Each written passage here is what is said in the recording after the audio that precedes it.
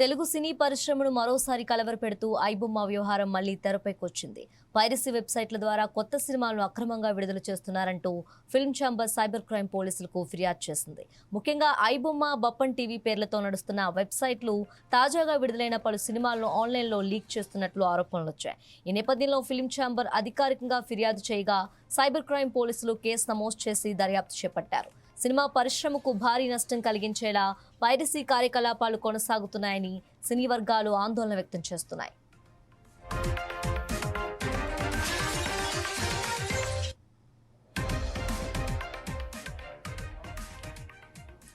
ఇదిలా ఉంటే గతంలో ఐబొమ్మ పేరుతో సంబంధం ఉన్నట్లు ప్రచారం జరిగింది. ఇమ్మడి రవి అనే వ్యక్తి స్పందించారు. ప్రస్తుతం కొత్తగా వచ్చిన ఐబొమ్మ వెబ్సైట్తో తనకు ఎలాంటి సంబంధం లేదని స్పష్టం చేశారు. తన పేరును ఐబొమ్మ బ్రాండ్ను దుర్వినియోగం చేస్తూ కొందరు నేరగాళ్లు కొత్త వెబ్సైట్ను సృష్టించారని ఆరోపించారు. ఇటీవల విడుదలైన పలు తెలుగు సినిమాలు ఆన్లైన్లో లీక్ కావడంతో నిర్మాతలు, దర్శకులు తీవ్ర ఆందోళన వ్యక్తం చేస్తున్నారు.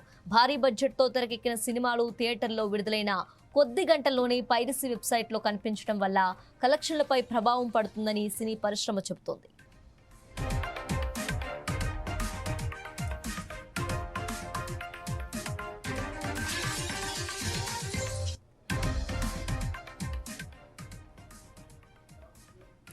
సైబర్ క్రైమ్ పోలీసులు ప్రస్తుతం ఐబొమ్మ, బప్పన్ టీవీ వెబ్సైట్ల నిర్వాహకులను గుర్తించే పనిలో ఉన్నారు.